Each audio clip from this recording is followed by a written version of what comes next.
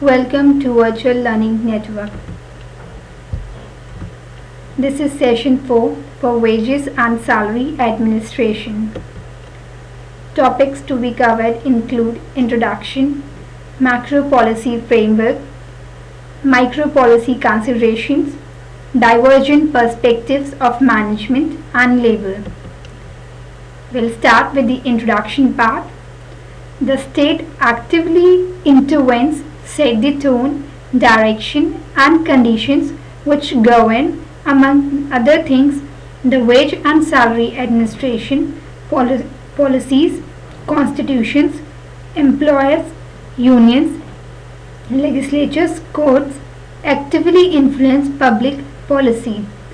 Demand और supply के अलावा वेज सैलरी एडमिनिस्ट्रेशन की पॉलिसी के अलावा स्टेट भी डिटरमाइन करता है. स्टेट के अकॉर्डिंग भी कुछ रूल्स हैं, कुछ कंडीशंस हैं जो डिटरमाइन करते हैं कि वेजेस और सैलरी कितना होंगे.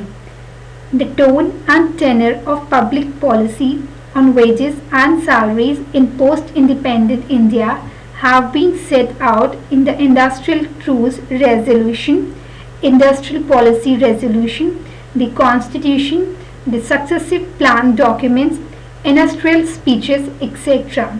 Public policy में भी सब wages और salary डिटरमाइन हुई हैं आफ्टर इंडिपेंडेंस इंडिया में, जैसे इंडस्ट्रियल टूल्स रेजोल्यूशन 1947 में, इंडस्ट्रियल पॉलिसी रेजोल्यूशन 1948 में और हमारे कॉन्स्टिट्यूशन में. Compensation policies and structures are determine. जो कॉम्पनसेशन पॉलिसीज होती हैं, जो स्ट्रक्चर होते हैं, वो डिटरमाइन होते हैं unilaterally by employer in situations where the employer could exploit the prevailing labour market situation. Compensation policies determine करती हैं, डिटरमाइन करते हैं बहुत सारे फैक्टर्स में. नंबर 1, कुछ फैक्ट्रीज में, कुछ इंडस्ट्रीज में सिर्फ एम्प्लॉयर ही इसको डिटरमाइन करते हैं. कुछ सिचुएशंस में जहाँ पे जो लेबर होता है वो बहुत वीक होता है और एम्प्लॉयर फुली उसको एक्सप्लॉइट करने में होता है, वहाँ पे एम्प्लॉयर ही डिसाइड करता है कि क्या वेज रेट होंगे. Secondly, jointly by management and worker unions through collective bargaining. या सेकेंड केस हो सकता है कि मैनेजमेंट और वर्कर यूनियंस कलेक्टिवली डिसाइड कर रहे हैं, उनका एक कॉमन डिसीजन है कि वेज रेट इतनी होंगी. Third one is through consultations among the 3 partners, government, management and labour representative under the minimum wages legislation. या तो फिर एक कॉमन कंसल्टेशन होंगी गवर्नमेंट के बीच में, मैनेजमेंट के बीच में और लेबर के बीच में, जो डिसाइड करेंगी लेबर की wage rate. Fourth is wage boards and pay commissions. या तो फिर वेज बोर्ड्स होते हैं जो सेटअप हुए हैं और जो पे कमीशंस होती हैं वो वेज और सैलरी डिटरमाइन करेंगे. Fifth is courts through adjudication, या फिर कोर्ट्स डिसाइड करेंगे. The best method is collective bargaining. सबसे अच्छा जो मेथड है वो है कलेक्टिव बार्गेनिंग का. Now macro policy framework. The key considerations in public policy concerning wages and salary in India may be identified as follows. जो main considerations होते हैं पब्लिक पॉलिसीज़ में, जो वेजेस एंड सैलरी डिटरमाइन करते हैं India में, वो इन सारे तरीक़ों पे डिपेंड करते हैं.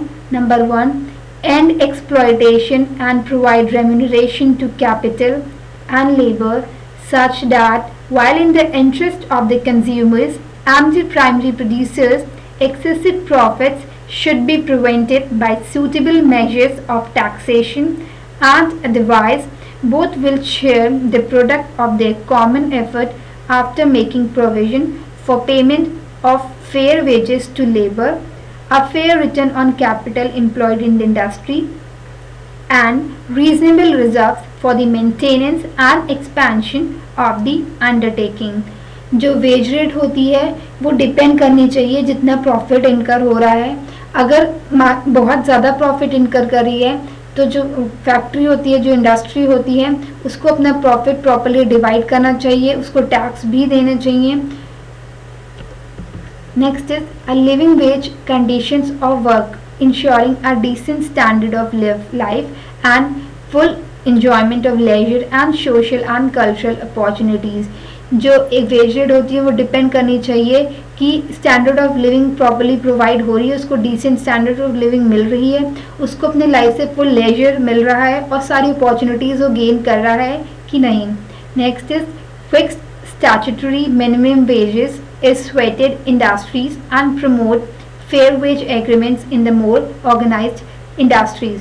Next is ensure equal pay for equal work. एक पॉलिसी में कहा गया है कि जितना एक इंडिविजुअल, जितना एक वर्कर या जितना एक लेबर काम कर रहा है उसको उतने ही पैसे मिलने चाहिए, उतनी ही उसकी वेज रेट होनी चाहिए. Next is regulate wages and salary to eliminate and reduce undue disparities. Wages and salary एकदम फेयर होनी चाहिए और इसको एकदम फेयर इसलिए रखना चाहिए ताकि जितनी भी वर्कर्स में कोई भी डिस्पैरिटीज ना आ सकें. Next is link remuneration to productivity. जैसे हमने ऊपर बोला कि equal pay for equal work, जितना ही प्रोडक्शन किया है वर्कर्स को उसको उसकी हिसाब से पेमेंट करनी चाहिए. Next is compensate for rise in cost of living. Workers को एक फैक्टर और भी होता है कि अगर कॉस्ट ऑफ लिविंग बढ़ रही है तो वर्कर्स को भी उसका कंपनसेशन देना चाहिए, उसकी वेजेस इंक्रीज करनी चाहिए.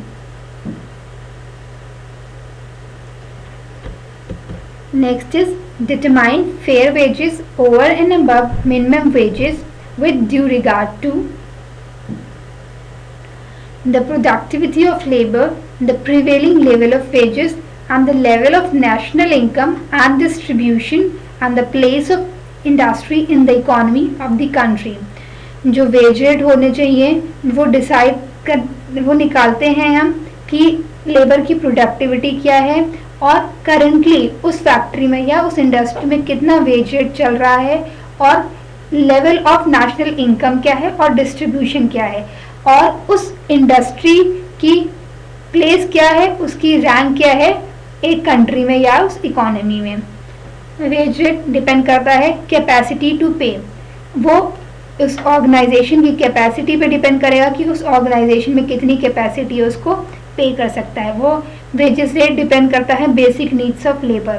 लेबर की बेसिक नीड्स क्या हैं, जैसे फूड, क्लोथ, शेल्टर, वाटर, उस पर भी डिपेंड करता है. Wages should be advocate. Wages एकदम फेयर होनी चाहिए. Practical difficulties in implementation. कुछ डिफिकल्टीज हैं वेज रेट्स को इम्प्लीमेंट करने में, जैसे many terms like minimum wage, living wage and fair wage are not amendable for translation into money terms easily. कुछ चीज़ें जैसे कि कम से कम वेज रेट इतनी होनी चाहिए या जो लिविंग वेज है या तो फिर फेयर वेज है उसको हम मनी के टर्म्स में कन्वर्ट नहीं कर सकते हैं. तो at the time of calculating the cost of ways ये डिफ़िकल्टीज आती हैं. Second is minimum wages do not really matter. In the organized sector, most workers get much more than the minimum wages. Minimum wages कोई इतना बड़ा factor नहीं है matter करने के लिए.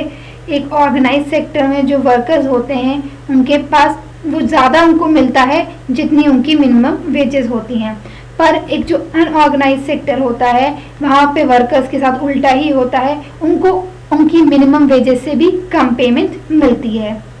Next is The wages are not exploitive in the organized sector, but they are usually in the unorganized sector. जो organized sector होता है वहाँ पे लेबर्स को इतना एक्सप्लॉइट नहीं करते हैं और वेजेस फेयर होती हैं, थोड़ी कलेक्टिव बार्गेनिंग भी होती हैं. पर जो अनऑर्गेनाइज सेक्टर है वहाँ वेजेस बहुत ज़्यादा एक्सप्लॉइटेटिव होती हैं. Next is the concept of equal pay for equal work has a very limited and narrow application in Indian law and practice. हमने भी पीछे पढ़ा था कि there should be equal pay for equal work. जितना जिस इंडिविजुअल ने काम किया है उसको इतनी पेमेंट करनी चाहिए. पर ये जो कंसेप्ट है ये इंडिया में इतना अप्लाइड नहीं होता है.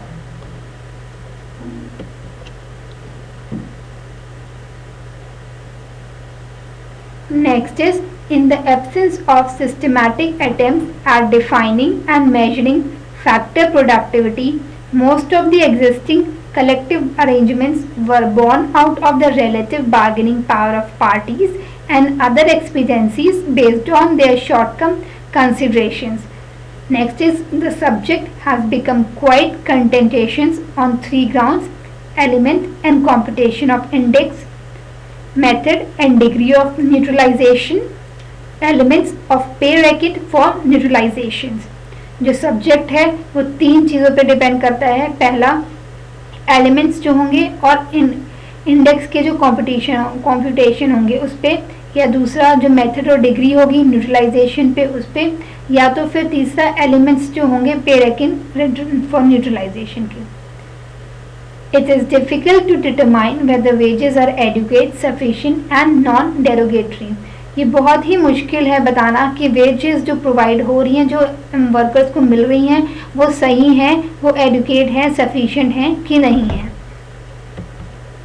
Next is macro policies consideration. Macro policy considerations में कुछ फैक्टर्स होते हैं, जैसे नंबर 1 अट्रैक्शन एंड रिटेंशन। एक सबसे ज़्यादा अच्छा तरीका अट्रैक्ट और रिटेन करने का सबसे अच्छे लेबर्स का वो होता है कि उनको ज़्यादा से ज़्यादा पेमेंट की जाए, उनके स्किल के हिसाब से उनको पेमेंट की जाए। Next is internal consistency. जो कॉम्पनसेशन पॉलिसीज़ होती हैं उनको लेना चाहिए कि जो स्किल्स अगर डिफ़र कर रही हैं लेबर में या उनके लेवल में या उनकी रिस्पॉन्सिबिलिटी में या उनकी अथॉरिटी में, तो उनकी वेजेस रेट भी चेंज होनी चाहिए। और एक्सटर्नल कंसिस्टेंसी मीन्स जो बाहर का रेट चल रहा है उस हिसाब से भी वर्कर्स को पेमेंट करनी चाहिए।